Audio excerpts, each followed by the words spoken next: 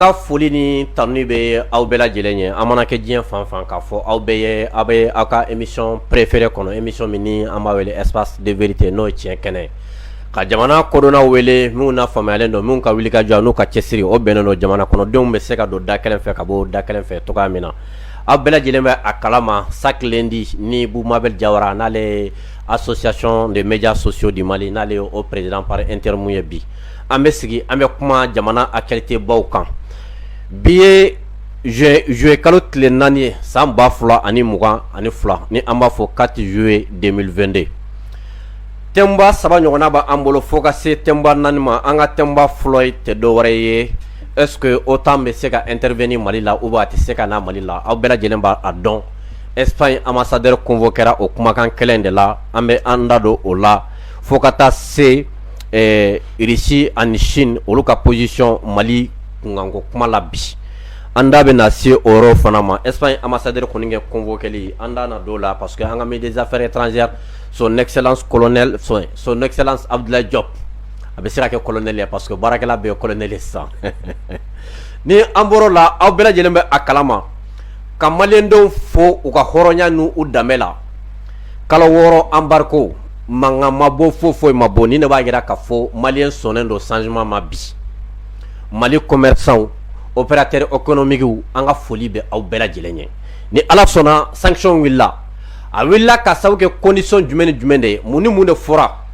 an da don o bɛɛ lajɛlen na an b'a fɔ aw ye a y'a bisimila ka émission préférée sanfɛ espace de vérité an bɛ hakɛto ɲini kɛ an ka radio partenaires fɛ ka sababu kɛ bi wagati kɔrɔna dɔɔni min ye radio ye an da tɛna na se ka se olu ma an bɛ o hakɛto ɲini k'u fɛ an bɛ min ɲini aw fɛ bi émission nafa yɛrɛ kama bubu ko révélation baw b'a bolo bi an ka armée fana kan fo ka taa se CEDEAO ma an da na don nin bɛɛ lajɛlen na bi an b'a fɔ aw bisimila ka émission préférée sanfɛ espace de vérité an bɛ min ɲini aw fɛ o ye ka cœur bila commentaire la ka émission ka se k'a protéger ka commentaire la ni aw ye cœur bila aw ka émission aw ka partager kosɛbɛ o kɔfɛ aw ka j'aime digi a bɛ se ka kɛ sababu ye émission bɛ se ka protéger cogo min na ka kisi mɔgɔ min bɛ ka émission signaler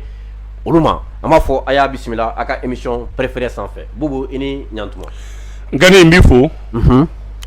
k'an lamɛnbaga ni an lajɛbaga bɛɛ fo radio partenaire ka foli d'u ma an ka technicien du jour le meilleur des meilleurs Dawuda Keita ka fo Gani malien équipe maa o maa bɛ yen ka bɛɛ fo ka i yɛrɛ fo k'a fɔ ala kana kuma bɔ an da mun bɛ se ka na ni fitinɛ ye amina amina bubu Nations Unies ka jalajɛ kɔfɛ Espagne ministre des affaires étrangères kumana même ni espagnol ye a démenti k'a kumana yɛrɛ dɛ nka kuma min fɔ a bɛ mɔgɔ siran kosɛbɛ a ko OTAN nali Mali la yan ko tɛ se ka ko kana bala mɔgɔ la k'a bɛ se ka kɛ ko c'est possible a y'a kumakan fɔ cogoya min na ko exclulen tɛ i n'a fɔ balilen tɛ o kɔfɛ ko États-Unis fana ko MINUSMA bɛ Mali la yan n'a ma ɲɛ ko MINUSMA ka mandat renouvelé la ko an ka jamana marabagaw ka MINUSMA to ye yɔrɔ min ka d'u ye ka taa ye opération ka d'u ye cogo min na k'u k'a kɛ o cogoya la sani an ka se CEDEAO ka sanction wulili ma bubu sani an ka se Russie ka yɛrɛ minɛ ma OTAN ka nin kumakan ninnu ko OTAN bɛ se ka na Mali la bubu e ka faamuyali ye jumɛn y'a la Gani ne y'o fɔ n ka émission bɛɛ la ni mɔgɔ min bɛ se ka ni base légale base juridique dɔ ye ko OTAN bɛ se ka na Mali la cogo di i k'a fɔ a tɛ a sira tɛ a na sira tɛ a ta sira tɛ Gandi OTAN kun bɛ fɛ ka don sira min fɛ o de kun ye Takuba ye OTAN dugu minnu bɛ Takuba la o dugu kelen de bɛ OTAN na u tun bɛ fɛ ka Takuba de dilan parce que Maliens tɛ min kalama France ye intervention ɲini Mali la mais France n'a pas les moyens financiers ka intervention kɛ Mali la donc France Union européenne da don kuma la parce que wari t'a bolo yɔrɔ mɔgɔ min a bɛ baara kɛ ni wari de même fɛn caman bɛ yen a b'a bɛɛ kɛ ni mɔgɔw ka wari minɛlenw de donc en ce moment a ressources minnu ye Mali la a y'a ɲini Europe ka n'ale dɛmɛ u b'a tila u ni ɲɔgɔn cɛ o de to France kun ye contrat caman di bien avant que Assimi kun ka na TAS Takuba o de kun ye OTAN équivalent ni TAS Takuba kun ye se sɔrɔ o de kun bɛ yɛlɛma k'o kɛ OTAN ka base ye TAS Takuba tɔgɔ la OTAN de kun bɛ appui di Takuba ma mais mɔgɔw bɛ fɛn min da ɲɔgɔn ma mɔgɔw ka taa lajɛ résolution min ye OTAN na taa Libye o ye Nations Unies ka résolution di Nations Unies sera résolution fila ta dugu kelen ka ban ka résolution ta ka MINUSMA nana ka tila ka OTAN fana na e b'o kɛ cogo di ni résolution tɛ OTAN bɛ se ka intervenir cogo di a ka gɛlɛn donc mɔgɔw ka fɛn dɔw bɛ yen a ma se jaabili yɛrɛ la k'an bɛ tan nin kuma kunna OTAN kun bɛna sira kelen min fɛ o kun ye Takuba ye Takuba a bɛ se k'i to yɔrɔjan fɛ ka appui di Takuba ma parce que ne ye kuma kelen min f'i ɲɛna n bɛ segin o kan moyen tɛ Faransi ye ka kɛlɛ kɛ Sahel kɔnɔ a moyen t'a bolo a mɔgɔ t'a bolo a se t'a ye wa a dɔnniya t'a la a dɔnniya t'a la a se t'a ye donc a tun bɛ fɛ ka Europe duguw de wele ka na fara a yɛrɛ kan suivant ni Ala ye kɛlɛ nɔgɔya u bolo u bɛ ressources tila u ni ɲɔgɔn cɛ mais Ala ni Assimi ka vision a n'u ka barika ani transition yɛrɛ bɛ cɛsiri min na n'a tɛ kulonkɛ maliyɛnw ka hɛrɛ la Ala de y'a kɛ u ye courage sɔrɔ ka nin rupture kɛ le 1er juin tout près Takuba y'a ka minɛ labanw ta ka taa kuna sini alhamdulillah a tɛ si a ka taa mɔgɔw bɛ kuma dɔ fɔ an ni Russie cɛ la Russie fura dama ni Mali ye décision ta en coulisses i bɛ taa sɔrɔ u yɛrɛ dama u grand puissant dama ka réunion na Russie b'a f'u ɲɛna ni Mali y'a bila yɔrɔ min na n bɛ yen mais e bɛ se ka fɔ cogo di Mali bɛ kanga da Faransi ye Faransi b'o exécuter en bon ordre Mali bɛ kanga da Union européenne b'o bɔ a sira fɛ i t'i miiri k'a fɔ ko n'i y'a mɛn ɲɔgɔn sanna fɛn t'a la tɛ sɛmɛyɔrɔ ɲuman b'i la Mali ye kuma fɛn fɛn fɔ Faransi ye à tout moment ni Faransi nana n'u y'u sigi est-ce que b'a kalama ko grande puissance réunion na Russie b'a fɔ Faransi ma Mali y'a bila yɔrɔ min na a tɛ wuli ka bɔ yen a tɛ ka taa a bɛ yen Ala t'a kɔfɛ donc mɔgɔw bɛ bɔ ni nin ye mun na pourquoi résolution fila bɛ se ka taa dugu kelen kama cogo di o tuma ONU b'a yɛrɛ sɔsɔ wa e 15 000 éléments bila ka taa dugu dɔ la e bɛ tila ka OTAN ta tun ko fana to dugu kelen na o tuma na guerre de don wa bɛ jumɛn de don u b'a jumɛn de ɲini u b'a lolo de u bɛ bɔ kalo de ɲini donc mɔgɔw ka bɔ nin kuma fasɔn kalo ɲini u tɛ ka dolo ɲini u tɛ ka n'a sotira fɛn dogo ɲini k'i bɛ ka fɛn min na k'a bɛ kɛnɛ kan fo tɛ ka dolo ni kalo ɲini donc OTAN tɛ se ka na Mali la ministre in ye Abdoulaye Diop wele siɲɛ 10 kunna sini sɔgɔma kabiri Abdoulaye Diop wele bɛ sunɔgɔ kabiri fajiri a bɛ Abdoulaye Diop wele fo bɛ yɛrɛ yɛrɛ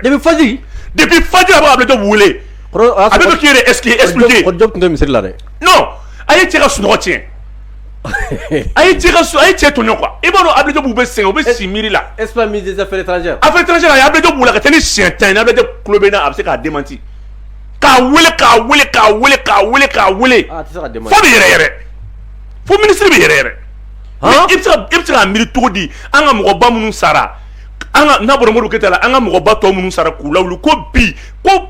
ministre européen de bɛ ka siran maliyɛn jɔlen ɲɛ Gandi i m'a dɔn Ala ka barika don transition na sinon i ka kuma latigɛ tɛ Abdoulaye Diop ko k'u ye ɲɔgɔn sɔrɔ téléphone na non k'a ye hakɛto ɲini kɛ ko fili y'a sɔrɔ n ko téléphone ci de ko don kabini sɔgɔma a bɛ ka cɛ wele depuis 7 heures cɛ ma se ka sunɔgɔ a bolo a bɛ k'i yɛrɛ ɲɛfɔ i m'a dɔn Ala i m'a dɔn don bɛ n'a don n'a fɔra ko tubabu de bɛ an ka ministres wele k'u yɛrɛ ɲɛfɔ e m'a dɔn don ka ca Ala bolo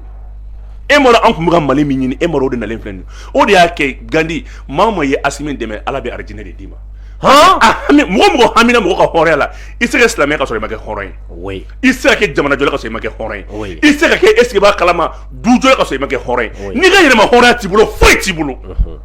c'est une transition à saluer ça veut dire que nin transition kan ka dɛmɛ ni nikun ye n'i y'a dɛmɛ ni nikun ye i sara t'i foyi bolo Ala yɛrɛ bolo ni arijinɛ tɛ mais saracogo t'i la o alhamdulillah mɔgɔ mun y'i ka hɔrɔnya d'i ma k'i ka bonya d'i ma mais a ye fɛnba d'i ma donc nin yɔrɔ n b'a f'i ɲɛna nacogo tɛ OTAN na yan en tant que MINUSMA yɛrɛ bɛ yan fɔlɔ parce que ça c'est une résolution des Nations Unies tocogo t'a la kɛcogo t'a la Gandi u tun bɛ fɛ ka k'u bɛ don ni Takuba de o tun ye ka forme wɛrɛ d'a ma u bɛ to Takuba kɔfɛ mais u bɛ Takuba appuyer ka base ɲini o ye o ma OTAN bɛ i profiter o la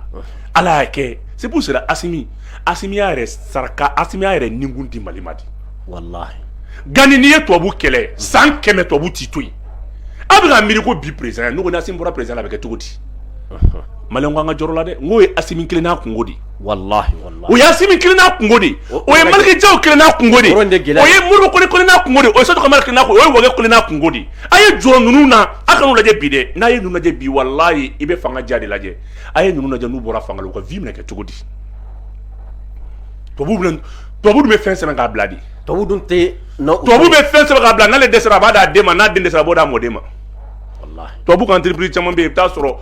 PDG kun bɛ taa a tun bɛ musonin de bolo ka taa mais i bɛ taa sɔrɔ denw bɛ na k'a labaara o bɛ cogo min na farafinna kɛlɛli bɛ tɛ tubabu bolo Deko l'an bila yɔrɔ min na Macron tɛ yen dɛ merci donc an ka ninnu dɛmɛ an k'u dɛmɛ n'an nikun ye an k'u dɛmɛ n'an se an k'u dɛmɛ n'an ka kibaruya ɲumanw ye an k'u dɛmɛ n'an dusukun sanumaw ye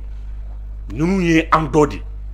an bɛ Mali min kun ɲini wallahi n'an sera kɛcogo la solution bɛ ninnu de bolo a bɛɛ t'u bolo dɛ mais Ala mana u dɛmɛ k'a bila yɔrɔ min na Maliden wɛrɛ b'a ta ka tɛmɛ o kan Gani n bɛ se k'o de f'i ka kuma jaabi mais Irisi ka yɛrɛminɛ na Nations Unies ka résolution tali la ani Chine o tɛ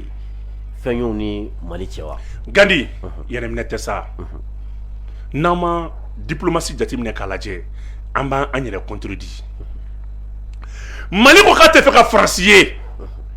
Faransi y'a yɛrɛ k'a bɛ résolution sɛbɛn k'a b'a yɛrɛ k'a fɔ ko non a b'ale ni ONU de ye résolution dɔ fɔ k'a fɔ ko ni MINUSMA bɛ gɛlɛya la yɔrɔ o yɔrɔ ko Barkhane ka na Irisi ko ɲɛti Irisi y'o fɔ aw ye kɛnɛ kan mais n ko Irisi de y'o bali sagi nin yɔrɔ c'est à dire Faransi ye résolution sɛbɛn ka na n'a ye Faransi o résolution kɔnɔ ko a bɛ Nations Unies de ye mandat d'ale ma k'a fɔ k'a ka MINUSMA protéger ko ni MINUSMA bɛ gɛlɛya la yɔrɔ o yɔrɔ donc Faransi tun t'a fɛ ka taa ayi Faransi y'a yɛrɛ k'a fɔ ni Mali y'ale to yen ale bɛ se ka don ale bɛ se ka na Mali la ka na MINUSMA appuyer oui sur le plan sur l'intervention aérienne mais maintenant Irisi ko ma ni mɔgɔ ka t'i fɛ san fara dugumala kan i tɛ don yan Maliyɛnw k'a dɔn yan ne ma fɔ an ye bon ni ne ma fɔ aw ye ni ne ma fɔ an ye n'i y'a ye Barkhane ma sɔn Barkhane ka fɛn rupture kɛra parce que Irisi de y'i jɔ a jɔyɔrɔ kelen filanan ye mun ye u ko Mali ma Mali o kuma na fɛn min ye G5 Sahel ye i bɛ don a kɔnɔ Nations Unies na tuguni i bɛ don a kɔnɔ n'o kɛra tun ligne min fila bɛ yen Boni ale ni Sevare kuma dɔ ligne fila kɔni don o ligne fila in Faransi avion bɛ se ka na intervention k'o kan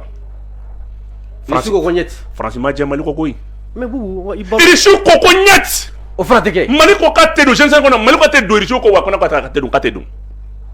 voilà bon ni ma fɔ ye ni ne ma fɔ an ye o tɛ nin fɔ a ye résolution complète bɛ ne bolo ka bɛɛ papa non u ko ni Mali y'a bila yɔrɔ min na n ko ça c'est deux acquis d'abord diplomatiques pour le Mali sabanan ye mun ye an bɛ ka ɲɔgɔn sɔrɔ yɔrɔ min na ne ko i b'a fɔ jɔn ye ko ka taa population civile protéger jɔn bɛ ban ma mɔgɔ si i faw bɛ yen donc dɔrɔlɔmɔ question mana na même Gabon n'a ka Gabon yan ale min kun bɛ ka secrétaire non permanent représenté mais Gabon bɔra k'a fɔ n y'a voté oui mais Mali ka souveraineté tɛ se ka atteindre ni Mali ko a ka dɔrɔlɔmɔ a bɛ se k'a baara kɛ ɲɔgɔn fɛ mais a bɛ to Mali ɲɛmɔgɔw kɔ Mali ɲɛmɔgɔw mana bila ni ne ye kuma dɔ fɔ e ɲɛna le comité local des droits de l'homme au Mali n k'a ye promotion sɔrɔ ka kɛ catégorie A ye Mali la a kɛra catégorie A ye u ye promotion d'a ma tellement que Mali bɛ droits de l'homme bonya comité local min bɛ yen n'i yɛrɛ ka droits de l'homme bolofara min bɛ Mali la u y'a kɛ catégorie A ye yɔrɔ b'u bɛɛ noté san o san ne de bɔra k'a f'i ye nin ye révélation ba ye dɛ bubu ne de bɔra k'a f'i ɲɛna droits de l'homme comité local a comité min bɛ Mali la tellement que Mali ɲɛmɔgɔw bi adamadenya sariya jo sariya bato u ye Mali ta kɛ catégorie A ye c'est-à-dire il y a eu aucune entrave dans leur travail voilà nin de kuma u ye baara kɛ a ɲɛ kan Gandi fo ne ko mɔgɔ b'o to yen o kɛra catégorie A ye dugu min na k'a fɔ k'i bɛ mandat wɛrɛ ta k'o di section wɛrɛ ma ka tila ka na kɛ k'i b'o large autonomie d'o ma ko ni yɔrɔ o yɔrɔ ja ko bɛ se ka taa parce que ko Faransi y'a dabɔ ko fila de kama jumɛn fɔlɔfɔlɔ ye mun ye ni mission minnu bɛ yen n'a bɛ taa ka taa k'a fɔ k'a bɛ taa droits de l'homme enquête kɛ a fɔlɔfɔlɔ ye mun ye ni Mali tɛ yɔrɔ min na Faransi yɛrɛ bɛ se ka su dɔ yɛrɛ ye ko o su kɛra ten k'a sɛbɛn n'i y'o kɛ u bɛ Mali chef militaire bɛɛ tɔgɔ don rapport kɔnɔ filanan ye mun ye u bɛ Assimi tɔgɔ don rapport kɔnɔ o tɛ kuma bi dɛ sini ma u b'u accuser de génocide génocide crime a sentence ala nɔgɔma ye san 40 kaso ye san bi naani mana fara kan o t'i ka ko bannen o ala nɔgɔma de dɛ ninnu dun Assimi juguya b'u la cogo min na est-ce que i b'a kalama ninnu b'a fɔ ko fo san bahu walahi o tɛ san tɔgɔ fɔ o tɛ mɔgɔ jugu san bahu CPI jumɛn ninnu bɛ yen u yɛrɛ bɛ san 10 ka sɔrɔ mun da don dossier la fɔlɔ kula traîner donc filanan ye mun ye Maliyɛnw tɛ ka min jateminɛ o de ye ka embargo d'armement kɛ Mali kan u bɛ se ka fɛn min ye nin droits de l'homme section ko in ta k'a lajɛ ka baara kɛ a kunjugu kan ka tila ka rapport dɔ bɔ ko o tuma na Mali ka embargo d'armement ka sigi Mali ka arme kana don parce que Mali sɔrɔsiw bɛ ka civils de a bɛ ka civils Faransi mɔgɔw tun bɛ nin fila de la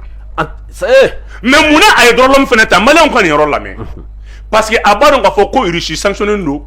droits de l'homme conseil national des droits de l'homme Russie suspendu don la ani ICRIM ka mankan na Russie ma suspend o la wa donc u y'a dɔn n'u nana ni rapport fɛn o fɛn Russie se ka voter u b'u sago kɛ Mali la janfa jugu la bɛn tun dɛ donc ɲa ngo dugu nga te farana tu sais que gani fɛn ka jugu ni fɛn bɛɛ ye san 60 i bɛ ka mɔgɔ ka sanu suɲɛ san 60 i bɛ ka jama suɲɛ san 60 i bɛ ka nɛgɛ suɲɛ san 60 i bɛ ka nafolo suɲɛ o nafolo yɛrɛ tɔ ye kuma o dun kuma k'e tigɛ bɔra la a kɛlen fɔ dumuni jɔlen mɔlen bannen ka mɔgɔ dɔ tigɛ kɔngɔ k'a ba k'e t'a dun Mali hɛrɛ ye kuma kɛra faransi gɛn kuma de faransi b'i da bi a tɛ sunɔgɔ minnu t'a dɔn olu bɛ kuma Mali minnu tigɛlen n'o la ne n'olu tɛ dɛ ne kan bɛ Mali minnu y'a dɔn k'a fɔ ko don ka ca la Mali sɛbɛw États-Unis ma faransi annexé ya n ko États-Unis faransi ka taa ka turufu bila ka taa faransi ka taa faransi dɛmɛ mais bi faransi ma kɛ puissance ya faransi ma dɛmɛ don dɔ la wa anw fɔ ma bɔ yan ka taa faransi dɛmɛ wa caman kabila ala ye faransi dan faransi bɛ dɛmɛ de bolo a fura dama hali sini maa min don a ka kɛ kun de sinon ala m'a kɛ tɔgɔtɔ setigi tɛ abada donc a bɛ k'i profiter a ɲɛ bɛ mun na contrat fɛn fɛn bɛ yen Mali selen a di bɔ yɔrɔ ma lithium bɛ ka ye cobalt bɛ ka ye est-ce que b'a kalama fer bɛ ka ye sanu tɔ yɔrɔ Mali sanu filɛ nin ye n'i y'a bɔ ala bɛ dɔ wɛrɛ de k'a la tun Kamu Musa y'a bɔ o dɛsɛra est-ce que b'a kalama Abubakar y'a bɔ o dɛsɛra o fana kɔrɔkɛ y'a bɔ o dɛsɛra Damasɛnɛw y'a bɔ o dɛsɛra bɛɛ ye n'i ye Mali sanu bɔ dɔrɔn ala bɛ dɔ wɛrɛ k'a la pétrole fana bɛ ka poyi fɛnw ye kuma kɛra faransi gɛn kuma ye cɛ ni Gandi ala kana ni se mɔgɔ ma dɛ bon i b'i sigi b'a lajɛ 2 ans ni Assimi ye Mali dilan ka ɲa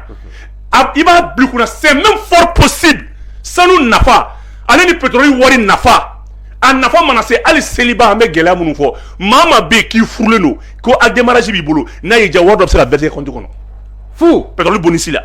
Kadafi t'a kɛ yan cɛ ne ka cɛkɛlaw encouragé dɛ Kadafi kun ma kɛ yan wa Kadafi y'a kɛ i bɛ pétrole bɔ dugu o dugu la i t'a sɔrɔ wagati gɛlɛnw na adamadenw bɛ sara i bɛ bange Libi ka sa i tun bɛ bange Libi ka sa hali ni ma baara kɛ merci donc pétrole boni a retourne gansan n'a y'an ja seliba ta yɔrɔ mɔgɔw bɛ hami sago la a démarrage bɛ cɛw cɛ bolo i bɛ 1000 i bɛ taa pérenter i ka mairie la 1000 bɛ d'i ma cɛw la cɛkɛlaw ko teliya ka furu kɛ ne ko nin ka dabɔra de kama pétrole bonisi dabɔra kama ne bɛ min f'i ɲɛna Saudi à tout près en 1928 ou en 1938 de Saudi ka est-ce que b'a kalama pétrole ni sanu jugement k'a ye pétrole Saudi ka sanu bɛɛ kun bɛ bɛn 328 tonnes ne ma fili a tɛ n kun na réserve au kun de kun mais Mali bɛ 50 tonnes de bɔ par an plus de 30 ans Mali bɛ ni fɛn kɔnɔna la en 30 ans Mali a fait plus de 1500 ou 1200 tonnes d'or Mali ye min bɔ donc Mali ka ressources bɛ Saudi ɲɛ siɲɛ 100 an bɛ se k'a fɔ cogo di k'an bɛ taa sigi o dugu barikama in o dugu hɛrɛma hɔrɔn in ala ma dirigeant de kun di Mali ma bon dirigeant de bɛ ka nalen Gani bɛ min f'i ɲɛna dans 2 ans 3 ans n'an tora Assimi kɔ Mali bi k'a fɔ k'i bɛ visa ta ka na Mali la o bɛ caya ka tɛmɛ k'i bɛ visa ta ka taa Faransi n'i tora Assimi kɔ 3 ans Assimi bɛ Mali bila yɔrɔ min na aw bɛ tila ka kɛlɛ kɛ Mali visa nɔfɛ i b'a mɛn ko mɔgɔw bɛ ka ɲɔgɔn faga Mali visa nɔfɛ i tɛ don ça si je te dis ça aujourd'hui donc voilà un pays béni ala tɛ walijuw bɛɛ kun ɲɛsin dugu ma gansan ala tɛ maɲumanw bɔ dugu la gansan ala tɛ kɛlɛɲɛ masaw ɲɛsin dugu ma gansan mais bɔnnaw mana tigɛ u yɛrɛ la o de bɛ na ni nin ye mais Bubu Nations Unies ka résolution na dɔw tun y'a jira k'a fɔ ko nin résolution ko nin tun ye ko ka Mali minɛ ko ka an di Faransi ni OTAN bɛɛ ma tuguni dɛ non résolution in kɔnɔ n'a bɔra dɔrɔn l'homme ka fɛn dɔrɔn na Mali y'a bɛɛ gagné c'est pour cela Mali diplomatie n'a ka fɔ quoi on doit remercier et féliciter la diplomatie malienne c'est une diplomatie responsable l'ensemble du gouvernement ainsi que le président ainsi que les membres du CNT autorité de l'attention bɛɛ de kan ka fɔ nin baara in na u ye baara min kɛ u bɛɛ de tigɛ bɛ ɲɔgɔn bolo u bɛɛ de ye baara ɲuman kɛ Gani n'i bɛ ɲuman fɔ u bɛɛ de ka ɲuman kɛlen don n'i ye foli kɛ i bɛ foli di Mali syndicat fana ma i ye commerçants fɔ dɛ mais syndicat fana fo ka fara kan syndicat bɛɛ ye est-ce que b'a kalama concession kɛ gouvernement ye fo ka taa embargo in se a kuncɛyɔrɔ ma bi wa an b'a ɲini u fɛ hali bi u ka hinɛ gouvernement na a bɔra gɛlɛya kɔnɔ sisan n'ala sɔnna ma a tɔ bɛ nalen syndicat ka sabali ka fara commerçants fana kan k'u fo Bubu ni an bɔra o yɔrɔ la an bɛ na an ka thème central la thème central tɛ dɔwɛrɛ ye kalo 6 maliyɛndenw sɔnna u ka hɔrɔnya u danbe ma ka kɔngɔ ni minɔgɔ k'o muɲu k'a fɔ ko min ye jamana ɲɛ an bɛ jamana ɲɛmaaw kɔ Mali commerçant baw u jɛnna u ka intérêt bɛɛ kɔ opérateur économique u ka miliyɔn caman de tiɲɛna dɔw ka miliyari tiɲɛna nin ko in na nka u bɛɛ lajɛlen ko faso Bubu embargo a wulila bi ko CEDEAO ko k'a wuli mais ko point dɔ bɛ bubu ko min ye an ka autorité de la transition mɔgɔw ye k'olu ka présenter k'u da tɛ don kuma yɛrɛ la. Gani i b'a dɔn ko ne y'a dɔn de ko ja ko colonel Jala tɛ manamana jala ye. Cɛ Gani ja n'a fɔra i ma ko colonel Ja jɔyɔrɔba b'i la. Colonel nafa ka bon bi dɛ. Ja colonel Ja i bɛ colonel ye i b'a dɔn ko ja colonel tɛ marifaci dɔrɔn ye quoi mɔgɔ jugu fana minɛ cogo u b'o kalan fana kɛ quoi école de guerre ninnu na quoi. Faso cila minɛ cogo u b'o fana kɛ quoi. I b'a dɔn ko ninnu ye stratégie de kalan quoi. Karamaden n'a ŋaniya natɔ to k'a minɛ ka k'i sago ye. Mais u y'o de kɛ politiciens na. Gani le 4 juin passé an b'a dɔn kun kan ka wuli sommet kun kɛra u ye sommet renvoyé k'a bila le 3 juillet la. Munna Bazoum y'a dabɔ kama munna pour que ka loi électorale in passer. Pour que k'a den fɛn dɔ la pour que ka Mali bali ka a ka fɛn dɔ imposer Mali kan. Mais a dabɔra mun kama a kɛra kuma min na u yɛrɛ y'a dɔn k'a fɔ k'u bɛ fɛ ka Mali tigɛ tɔnni k'a da kɔ Assimi y'a dɔn Mali commerçants bɛ yɔrɔ min na ko bi fɛn min ko bɛ Assimi kɔnɔ parce que Maliens de ye 24 mois de Assimi ma mais communauté internationale m'a d'a ma mais a tɛ a Mali ko na fɛn caman bɛ Assimi kɔnɔ a tɛ se k'a kɛ sur le plan international. Maintenant an dun b'a dɔn k'a fɔ CEDEAO ni Mali politiciens da bɛ file kelen na k'a fɔ a y'aw ban nin yɔrɔ ma a y'aw ban nin yɔrɔ ma. E cɛ Assimi technique ko la Gani a y'u wele ka kɛ i n'a fɔ transition dama bɛ ɲɔgɔn na quoi i b'a ko kɛlɛ de bɛ yen. Ils ont fait croire que non, Choguel n'a démissionné, Guélabi nous n'ont pas tellement que Mali politiciens étaient bien faits.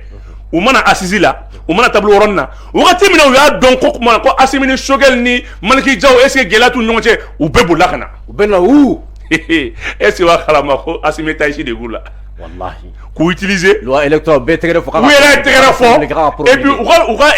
kalanembain. Min be droit donna bain fini ka fote ngoro. O le kale de ude ma bara bela. Bara jume. Oye ko lor to yelma bara la ke e ta pore ma boka kale de udima bara bela wa bara kelen ka baka tegere bara kelen ka ba fo kale de ta c'est peut que ngolo dute Assimina quoi ko ale de ni ka no ka bebe dimi ka fo ni Assimi ande non ni kuma nunu da do ala ko même manga wuli e se ba kala ma baro ko te wuli kuna sini surasu nunu utilise yu blade fu be tegere fo oui senti même maliki jaw yoro be malade kadui oui u kelen ku wele kuma na ka programme be dadi kuma na se surasu ya fara nyanga ka ci ka ta CEDEAO la ambargo willa ale nunu bena kola ambargo wulile imu manga messa non ama jene datigo o yiga ko de ibulu abara ka bon abana peu e lo nindo aw ka kala nindo aw wala ka na jamana barla aw mason aw wala ka da barala ka bla dem kuma aw mason aya do wati mina james ka gelasi mali ko bembala be mais il faut que aw ka wole ka aw utiliser wati di oui akena fo ni mo emprunter ya ka téléphone soko ni ato sunoko la ka teka taka dala abayele an ka to ma amabo kalama est ce que ba kalama ku e transition de me ka to yoro mabo kalama parce que lo électoral ko kanyana kaka promulguer ka foro do bala ko voilà on ta don on bolo foite ni ñu ñoce bo Assimi Choguel Maliki Diaw foite ni ñoce mais tellement ko yoro ko bembala ka des politiciens nous est ce que mise en scène nege et tu vois kabisa jami créé fou yere ka tla ka loi électorale ka applaudir c'est la toute première fois politiciens ko gouvernement félicité ou autour de l'attention fanotion félicité manis autour de clé ko ba kela CNT fara gouvernement fara présidence gan ou be politiciens mo de ka lettre de félicitations chabada mais parti BCNT félicité abeyaka adum be ka so fuka seguko ay 24 mois dire ka bon son karoma Assimi gra présenté bi kalu muga ani nani am an seme tapika tio tche nani mine manan kon fola tio tche nani mine kola est-ce que ba kalama ibe balumuna be va au tableau amore kila ah non yoro no keri la ka te chije don ibi sarao busan ambe koda nununga isigala je uda boro ko bela u sigala je mais u kuntina abara fika be mala nyirula u be se fo u be se tieni ni la oui non yu ka bara u be se tieni ni la bon ici kala je mana émission do mani fe nunu ni o jolindi obana il peut sinon malien tout ko la non amelo bon fude mo to bu yuga financement de vidéo manuna Choguel vous rek dam na le tukunde to bu ya foué Gandhi comme ko vous ne faites plus de vie comme avant hein ou non parce que il y a un nouveau grand menteur qui s'appelle Boubou Mabel et Gandhi qui mange chaque fois. Mais il faut le contredire. Donc le financement est quand même Mouha on y a un sale ou bien parce que on veut faire que ou tout temps qu'on s'en de dongo de robot qui oui et puis tellement que digram ça bolo c'est pas kalama on tient qu'on le tient aïe mais faut avoir tes gars ça non tara kuchala fragel là kuchala amatu mata segu ayi kabira ka émission na bora ki sigi bana duru le même là diri to fo mun azimi ka be fura kilo no oui te be ado ka qu'on le tient tara na kuchala fragel là abi alsan ne ba na ni c'est li ba soro yo fragel là on tient ala amina arabi dem sen ko lo tiam su dem folo amano ne amina arabi ala bu sanction ko ngi willi ko ni e bolo ni na est-ce que amesi ka bo seda wala sawa amesi ka ina ko nga daboro di kama mo bi ka joro mina ko se bakala ma ko asimi candidat sim de candidat ko sanction be fo tan ni seda o tetu gani me fin flavina 24 mois me asimi permettre ka bo seda wala pour que bosser là à son 91 il veut se la lettre là do ka ta c'est secrétaire exécutif là sans quel ni bibolo il bi ko condition ni fin be sera ka soro ka automatiquement bolé 2023 non wa asimi tarasa asamura asimi tara ou ya mbar ko mu wuli o ma wuli on yere ya wulu yere di muna interdiction de voyage wuli ka bo personnalité kan l'embargo contre les personnalités là est-ce que yo wuli sanction contre les personnalités tu m'excuses est-ce que yo wuli yo mo wuli o ma wuli ou y'a mal suspend c'est là où c'est on mal suspendu non mais oui sanction financière dans les wili a wili à une corps compagnie erivoir l'électricité qu'a faut qu'on va vol madame Nessini le 5 et pour on dit non endroit là non mais qu'on allait même nous on avion là on nous le 4 secondes dépense fou mais ni a fina assimé des candidats connexion clé ni collège électoral convoquera 3 mois on va convoquer avant les élections nous a sur assimé démissionné Assimi c'est candidat. Mais Gandhi, ni collège électoral convoquera. Non convoquera. Il y a un collège électoral convoqué. 4 mois, Assimi démissionne na kasoro. Collège m'a convoqué. Assimi devient un ancien président. Ay taxi fanu la yana son ancien président ba kono. Ancien président ba tono yoro. Ça c'est la charte. Mais l'homme est fort. Que tout porteur qui désire être candidat. Donc en ce moment Assimi devient militaire. Il peut démissionner aussi de ça avec candidat. Massi c'est kabali. D'accord. Bon, on est client. Flané mouillé. 24 mois mais Assimi permet qu'à bosser là. Avant permet qu'à bo et fin toi dit et c'est fa là. Ni a me ko cédé il sanctionné. Ni a me qui cédé il ñoko sur fa là. Ngaba ñoko sur la fin fladi là. Wari, allez une communauté qu'on a là. Maintenant on bora ñoko là dun. Moulé beke. Oui. Donc Assimi a les cartes en main maintenant. Assimi a carte blanche de babolo 600. C'est Assimi ko mo ben de la 600.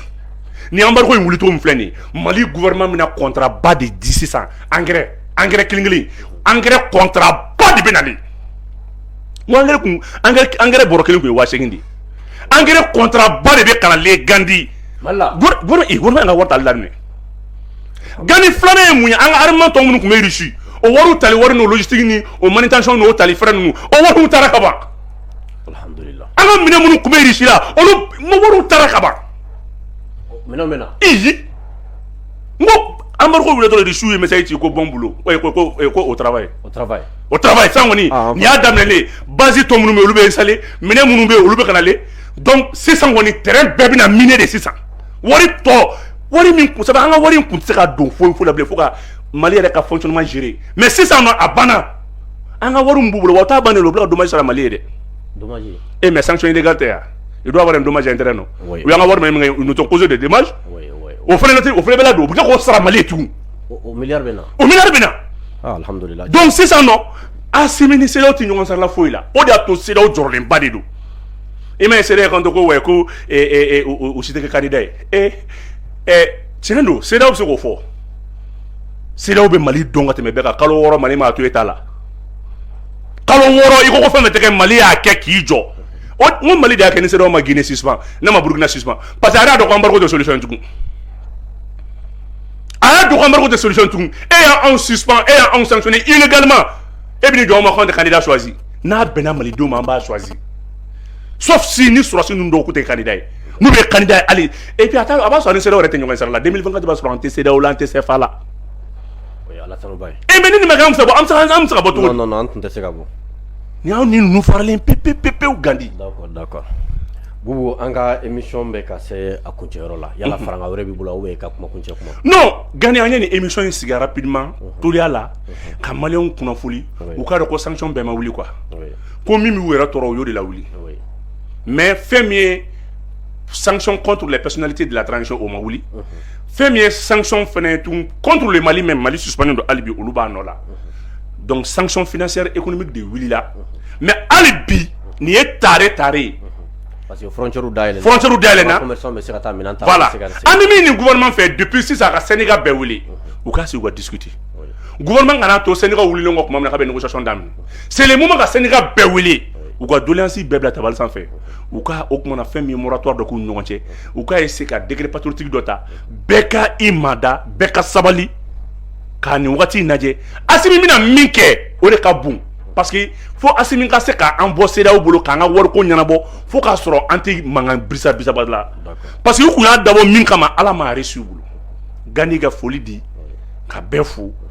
ka fo nan dona mo ngam gashila ko ya fam. D'accord. Malien on ba fo aw bela jelen bidé